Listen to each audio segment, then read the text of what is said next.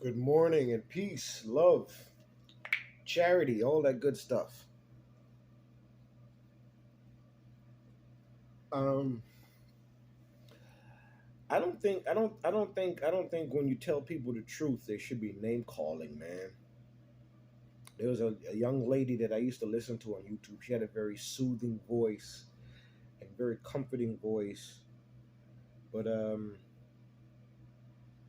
I listened to her critique, and I was realizing that she was a shapeshifter too. So I was like, I can't listen to this person anymore. The devil got too much people in his pocket. All right, he does, man. You want proof? Tell you a true story. I'm in North Carolina. Um, I was still in the military during this time.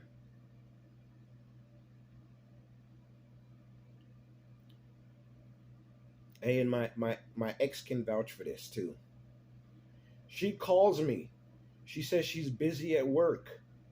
She says our daughter, our first daughter that we had together, was ill. Right? I think my daughter at that time, she was probably around five, maybe 5, 6 years old. Maybe 4 or 5. I can't remember. She was young. They said that she was throwing up. She probably had like a stomach bug or something.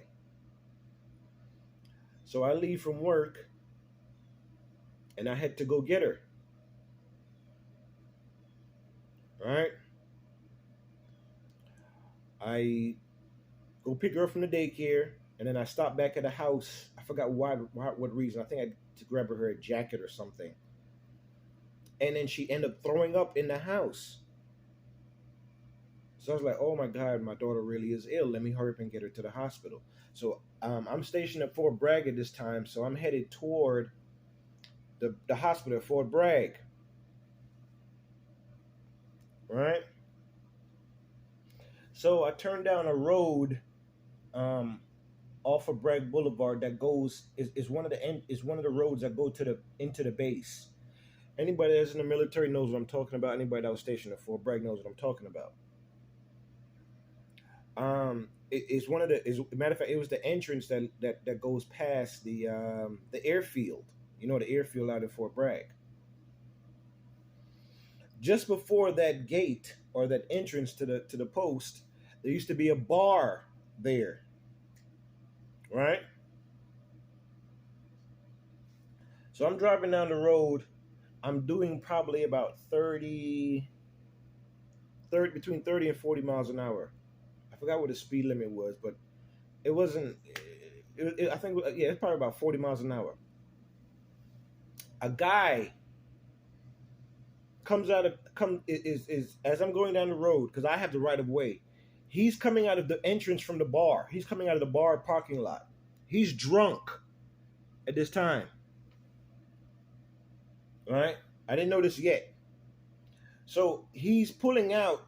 So I'm thinking that he's going to stop and look both ways before you turn, like any common sense person does, right? So I'm like, okay. So I didn't pay attention. So I'm keep going. Then he just pulls out in front of me and hits my car.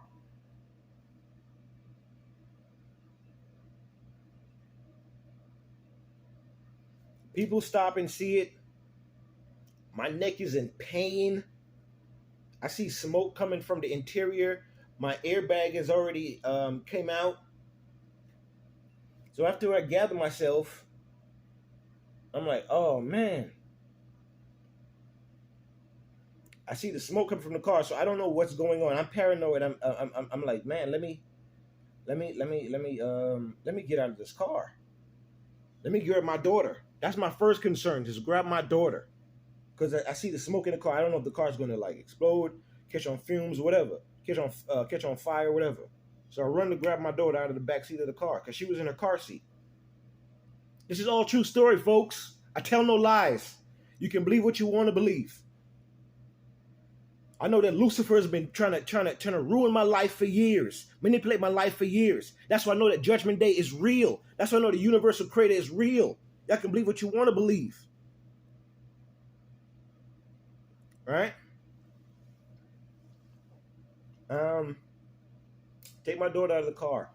People come and say, "Hey, are you okay?" Other military people. There's Air Force stationed at Fort Bragg at this time, and Army, right? And probably whatever other components, right? People are like, "Hey, you okay?" Okay, I said, "Yes, I'm fine. I'm okay." This one girl, she gave me her. I should have kept it, but she gave me her phone number. She said, "I seen everything." That would be my key witness in my case, and I never sued anybody neither. I should have sued. All right. Um, the guy hit my car. The guy was drunk. Call my ex-wife. Tell her what happened. Right. She said, "Hey, I'm on my way." An ambulance pulls up. They say, "Hey, do you want to go to the hospital?" I said, "No. I just want to make sure my car is okay." Look at my car. My car is ruined. And that car at that time, it was a 2012 Honda Accord, black. This dude is obviously drunk. After a while, somebody says, "Hey, can you just move your car slightly out of the way?" Because my bumper was hanging off and everything. They say, "Hey, can you move your car off the road because it's blocking the road?" So I did that eventually. The other guy, he goes back by the bar. He's going in and outside of the bar, drinking water, trying to sober up before the police get there. So based on where the location was, I was told that it wasn't. It was some weird county line or something. So the police wasn't going to come out. It was going to be a sheriff. This is all true story. You can look it up. My name is Gregory Burke. Look up the police report.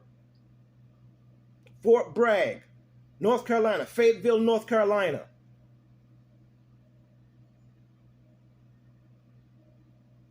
The young lady, the gentleman who was tarnished, the Lucifer himself in flesh, walking around. He hit my car and caused an accident with my daughter in the car.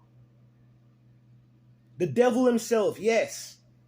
Find out you have to look up the police report and find out the guy that was driving that other car. Then you know exactly who the devil is.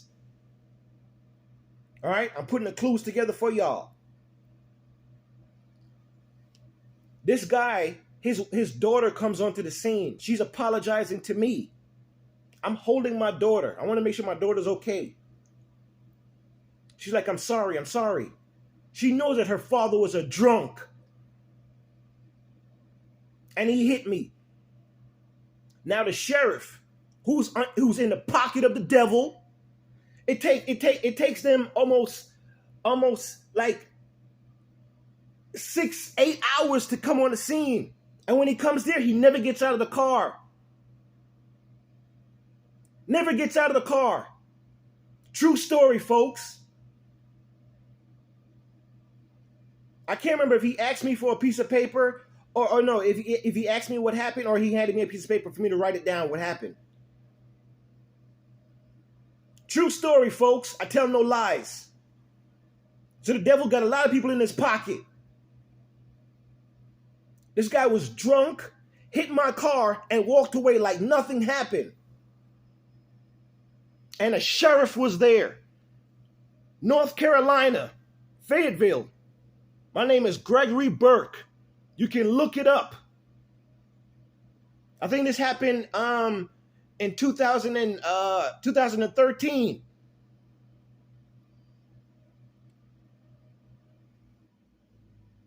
So the devil got a lot of people in his pocket. Y'all just be careful. That's why I say I'm going to defend myself. I'm going to fight for my soul. I'm going to fight for my everything, for my life, everything. The devil has a lot of people in his pocket, man. You're a young lady. You're not young. You're old. You're an old person. You're actually probably millions, if not thousands of years old. You run behind different YouTube channels to try and talk mess to me. But lady, there's no coon over here, man.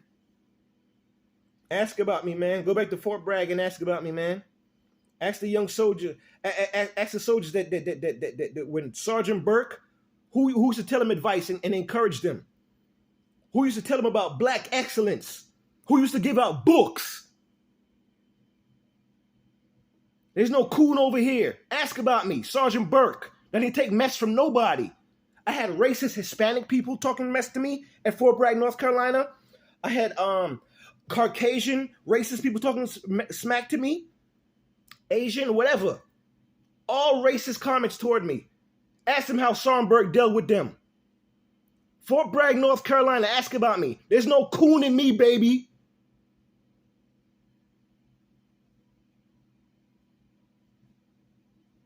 Talking about a coon. Are you crazy?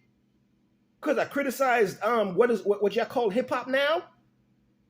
Don't push me, cause I'm close to the edge. I'm trying not to lose my head. Who's talking like that now?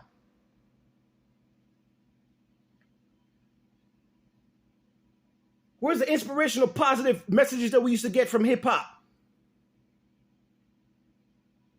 There might be a small few. All of it is garbage now. All of it. And you know it.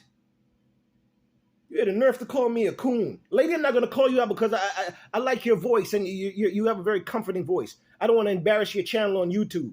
But don't disrespect me, man. You crazy? You know who I am?